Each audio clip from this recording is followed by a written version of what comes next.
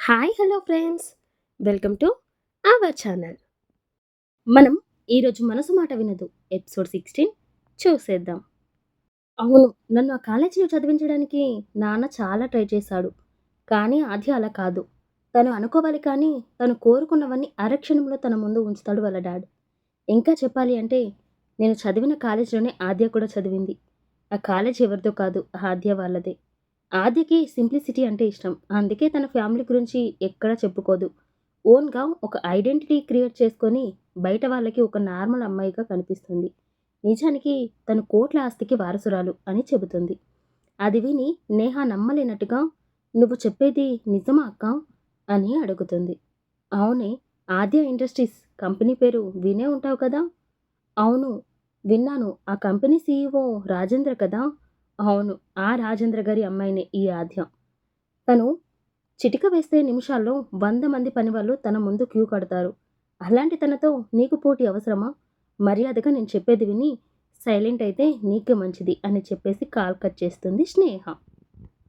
Cut అయిన phone వైపే చూస్తూ స్నేహ మాటల గురించి ఆలోచిస్తుంది నేహ. నిజంగా ఆద్యకి అంత పెద్ద బ్యాక్‌గ్రౌండ్ ఉందా? అలా అయితే నేను తనకి పోటీ కూడా కాను. ఒకవేళ ఆద్యకి ఎదురు వెళ్ళినా కూడా రిషికి నేనంటే ఇష్టం లేదు. మా అక్కే కాదు అనింది అంటే ఇక నాకు ఎవ్వరూ హెల్ప్ చేయరు.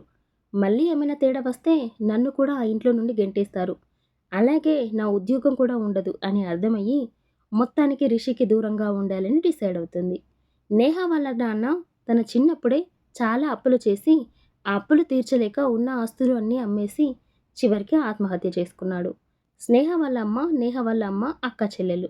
తన చెల్లిని స్నేహ వాళ్ళ అమ్మే చేరదీసింది. ఇప్పుడు నేహ వాళ్ళు ఉంటున్న ఇల్లు కూడా స్నేహ వాళ్ళదే. నేహాని చదివించి వాళ్ళ కంపెనీలో జాబ్ ఇచ్చారు. ఆద్య గురించి తెలుసుకున్న నేహ వెంటనే నెక్స్ట్ ఫ్లైట్‌కి టికెట్ బుక్ చేసుకుంటుంది. తర్వాత రిషికి తను డిన్నర్‌కి రావడం లేదు అని మెసేజ్ చేసి ఎయిర్‌పోర్ట్‌కి బయలుదేరుతుంది. రిషి నేహ మెసేజ్ చూసి కూడా పట్టనట్టుగానే ఉండిపోతాడు. విషయం తెలిసిన రజని ఏమైంది అని ఫోన్ చేసి అడిగినా నేహ సరిగ్గా సమాధానం చెప్పకుండానే ఫోన్ కాల్ కట్ చేస్తుంది. అది చూసిన రజని ఏమైంది ఈ పిల్లకి అని అనుకుంటుంది. నైట్ డిన్నర్ టైం అవడంతో రిషి ఆద్యని డిన్నర్‌కి ఇన్వైట్ చేస్తాడు.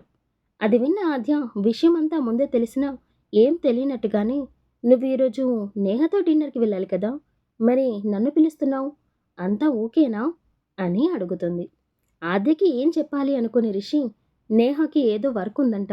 సో, నెక్స్ట్ టైమ్ మీట్ అవుతాను అని చెప్పింది అని చెప్పి "ఇప్పుడు నువ్వు నాతో వస్తావా రావా?" అని అడుగుతాడు. దానితో ఆ విషయాన్ని ఇంకా పొడిగించకుండా "ఓకే రిషి, ఒక 5 మినిట్స్" అని చెప్పి రెడీ అయ్యి వస్తుంది. ఇద్దరూ కలిసి రెస్టారెంట్‌కి స్టార్ట్ అవుతారు. డిన్నర్ కంప్లీట్ చేసుకొని బయటికి వచ్చాక ఆద్య ఐస్ క్రీమ్ కావాలి అని అడుగుతుంది. అది విని రిషి కార్ కీస్ తీసుకుంటాడు. రిషి కార్‌లో వద్దు, ఇక్కడికి దగ్గరలో ఒక ఐస్ క్రీమ్ బండి ఉంది. మనం వచ్చేటప్పుడు చూస్తా. అలా నడుచుకుంటూ వెళ్దామా? అని క్యూట్‌గా మొహం పెట్టి అడుగుతుంది ఆద్య. ఓకే ఆద్య, వెళ్దాం పద అంటూ ముందుకి కదులుతాడు రిషి. ఆద్య హ్యాపీగా రిషి వెనకాలే వెళ్తుంది. వీళ్ళు అలా నడుచుకుంటూ వెళ్తూ ఉండగా వెనక నుండి ఎవరో పిలిచినట్టుగా అనిపిస్తుంది. అయినా ఇక్కడ మనల్ని పిలిచేవారు ఎవరు ఉంటారు అని అలాగే ముందుకు వెళ్తారు. మళ్ళీ వెనక నుండి హలో హీరో, మిమ్మల్నే అని వినిపిస్తుంది. అది తననే అని అర్థమైన రిషి వెనక్కి తిరిగి చూస్తాడు. అక్కడ ఒక అమ్మాయి నవ్వుకుంటూ రిషి వాళ్ళ వైపే వస్తుంది. హాయ్ అండి, మీరు రిషినే కదా? నేను మీకు పెద్ద ఫ్యాన్ అండి అని చాలా ఎక్సైటింగ్‌గా చెబుతుంది. వెంటనే ఏదో గుర్తుకొచ్చినట్టు ఒక సెల్ఫీ ఇస్తారా ప్లీజ్ అని అడుగుతుంది. రిషి నవ్వుతూ ఓకే అని తనకి సెల్ఫీ ఇస్తాడు. తర్వాత కూడా వెళ్ళకుండా అక్కడే నిలబడిన ఆమెని అర్థం కానట్టు చూస్తాడు రిషి. అది గమనించిన ఆ అమ్మాయి రిషి గారు, మీరు అంటే నాకు చాలా ఇష్టం. ఒక రకంగా చెప్పాలి అంటే పిచ్చి అనుకోండి.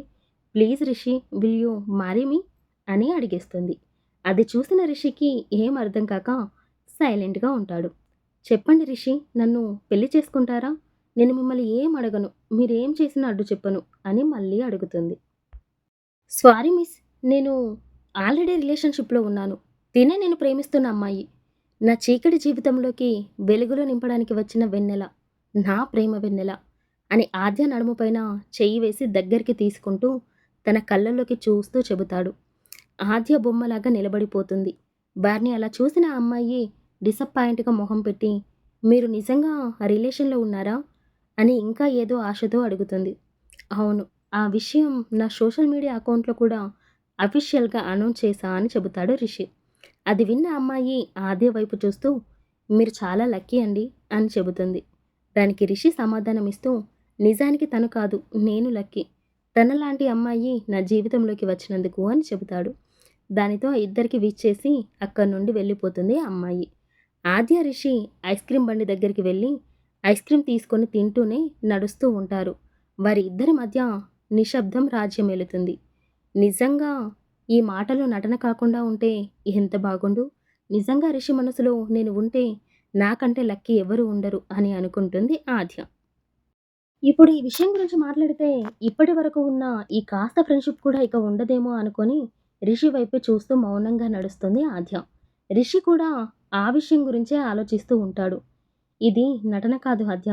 నిజంగానే నా మనసులో నిండిన ప్రేమ వెన్నెలవి నువ్వు. కానీ ఈ విషయాన్ని నీకు చెప్పలేను. నా చీకటి జీవితంలోకి నిన్ను తీసుకువచ్చి నీకు ఆ చీకటి బ్రతుకుని ఇవ్వలేను. నువ్వు నీ ప్రపంచంలోనే హ్యాపీగా ఉండు ఆద్య. నన్ను మర్చిపోయి వేరే మంచి అబ్బాయిని పెళ్లి చేసుకొని హ్యాపీగా ఉండాలి అనుకోగానే రిషి మనసు బాధతో భారంగా మారుతుంది. ఇద్దరూ ఆ భారమైన మనసులతోనే తిరిగి హోటల్‌కి వెళ్తారు. రూమ్‌కి వెళ్ళిన ఆద్య వాష్‌రూమ్‌లో వాటర్ రాకపోవడంతో రిసెప్షన్‌లో కంప్లెయింట్ చేస్తుంది. సారీ మేడం, ఇప్పుడు నైట్ అవ్వడంతో ప్లంబర్ వెళ్ళిపోయాడు. మళ్ళీ రేపు మార్నింగ్‌నే వస్తాడు. ఇప్పుడు వేరే రూమ్స్ కూడా అవైలబుల్‌లో లేవు. ప్లీజ్ మేడం, మార్నింగ్ వరకు అడ్జస్ట్ అవ్వండి అని రిక్వెస్ట్ చేస్తుంది రిసెప్షనిస్ట్. అది విన్న ఆద్య ఏమనలేక ఓకే అని చెప్పేసి కాల్ కట్ చేసి ఫ్రెష్ అవ్వకుండానే అలానే పడుకుంటుంది. కానీ కొంత సమయానికే చిరాకుగా అనిపించి లేచి కూర్చుంటుంది.